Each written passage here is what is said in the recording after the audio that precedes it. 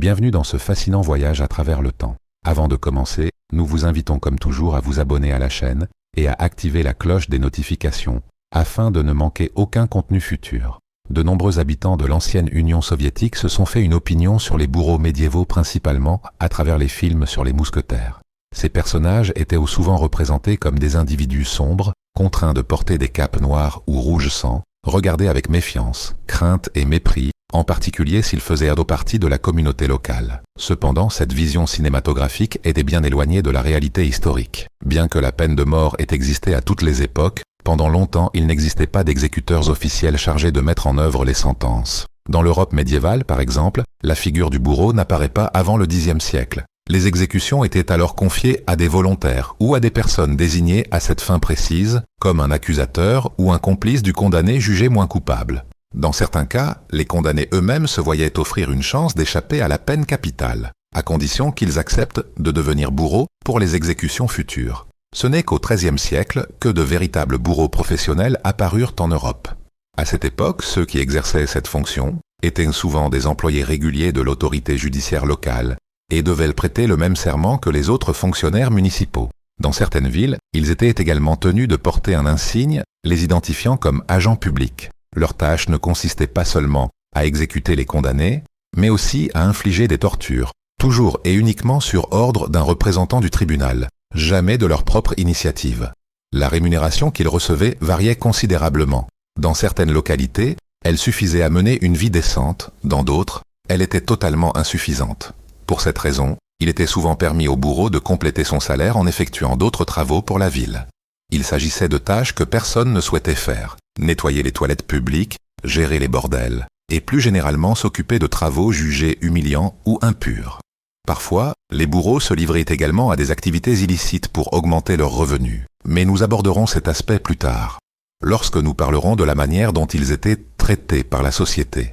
Contrairement à ce que beaucoup croient aujourd'hui, les bourreaux ne portaient pas de masque avant le XVIIe siècle. Ce n'est qu'à l'occasion de l'exécution du roi Charles Ier que l'usage du masque est devenu connu. Sans cet événement célèbre, il n'est pas certain qu'une telle tradition se serait jamais imposée.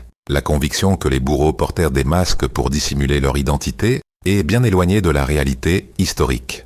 En vérité, lors des exécutions, ils ne portaient aucun masque, et pratiquement tous les habitants de la ville étaient capables de les reconnaître à vue. Les exécutions publiques étaient des événements très populaires, comparables, en notoriété, à un grand match de football de nos jours. Lorsqu'une sentence était appliquée, de grandes foules se rassemblaient pour assister au spectacle. Cette visibilité publique avait un impact considérable sur la vie quotidienne des bourreaux. À l'époque médiévale, par exemple, il était habituel que les bourreaux vivent en dehors des centres habités ou à proximité des prisons, afin d'être proches du lieu où ils devaient exercer leurs fonctions. Ce n'était pas, en soi, un désavantage pratique, mais cela reflétait la marginalisation sociale à laquelle ils étaient confrontés. La majorité de la population préférait éviter tout contact avec ceux qui s'occupaient des exécutions. Même l'accès à l'église était limité. Le bourreau devait s'arrêter sur le seuil et n'était pas autorisé à franchir l'entrée. Cela se produisait malgré le fait que l'Église française, de manière officielle, accordait l'absolution pour les crimes commis dans l'exercice de leurs fonctions. Cependant, le préjugé populaire était plus fort. Beaucoup pensaient que, malgré toute absolution, l'âme du bourreau était damnée et destinée inévitablement à l'enfer. La vie familiale et sentimentale de ces figures était également fortement conditionnée. Épouser un bourreau pouvait garantir une certaine stabilité économique, mais était considéré comme un choix extrêmement risqué d'un point de vue social.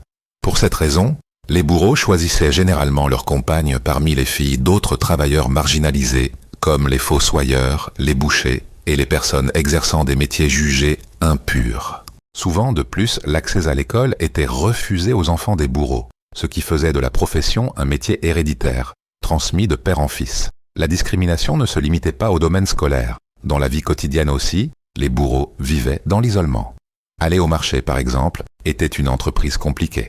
De nombreux commerçants refusaient d'accepter l'argent des bourreaux, considérés comme contaminés par le sang, et refusaient de leur vendre des biens. Pour cette raison, les outils et matériaux de première nécessité étaient souvent fournis gratuitement à la personne chargée des exécutions, afin d'éviter tout contact direct. Ce n'est qu'avec la grande Révolution française que les choses commencèrent à changer. Avec l'affirmation des droits civils et de l'égalité entre les citoyens, même ceux qui occupaient le rôle de bourreau obtinrent une dignité juridique égale à celle des autres. Ce changement marqua aussi la fin de la plus ancienne dynastie de bourreaux en France, celle des Samson, qui exerça la profession pendant plus de 150 ans, de 1688 à 1847. Leur trajectoire prit fin précisément à la suite de ces profonds changements sociaux, bien que les exécutions capitales ne fussent déjà plus pratiquées avec la même fréquence qu'auparavant. Le dernier bourreau appartenant à la dynastie familiale fut contraint, malgré lui, d'utiliser la guillotine pour remplir des obligations restées en suspens.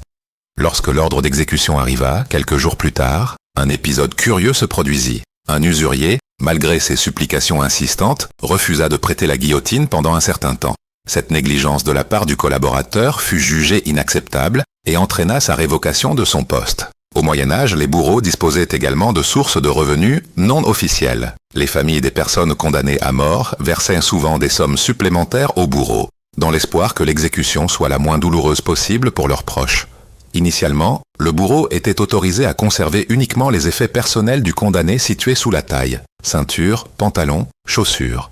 Ce n'est que bien plus tard qu'il devint courant de leur permettre de s'approprier tous les vêtements que la personne exécutée portait au moment de sa mort. Ces habits pouvaient ensuite être vendus, pas nécessairement pour être portés, mais aussi pour des usages rituels. Par exemple, la croyance selon laquelle la corde utilisée par le bourreau portait bonheur se répandit, en faisant un objet très recherché. L'intérêt pour les restes des exécutés ne s'arrêtait pas là. Les alchimistes médiévaux recherchaient certaines parties du corps, convaincus qu'elles pouvaient servir à composer des formules ésotériques, y compris le mythe de la pierre philosophale.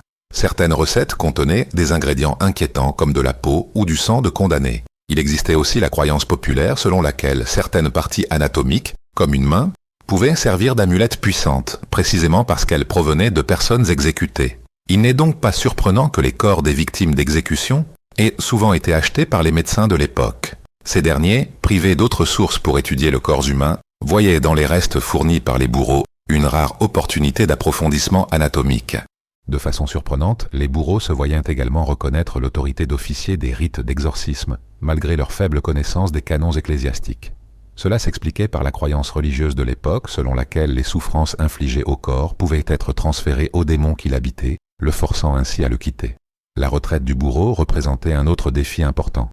Il n'était en effet pas possible de quitter simplement la profession. Les autorités municipales exigeaient qu'un remplaçant soit trouvé avant de quitter le poste. En présence d'un fils disposé à reprendre l'héritage paternel, la transition était simplifiée. Sinon, il fallait former un apprenti à partir de zéro, qui devait s'exercer pendant plusieurs années pour acquérir les compétences nécessaires. L'aspirant maître bourreau, enfin, ne pouvait être considéré comme autonome, ni exercer la profession de manière indépendante tant qu'il n'avait pas produit un chef-d'œuvre, une preuve pratique de son talent. Ce travail devait être soumis au jugement d'une commission sévère, composée de futurs collègues potentiels, qui évaluaient si le candidat était digne d'assumer pleinement ce rôle.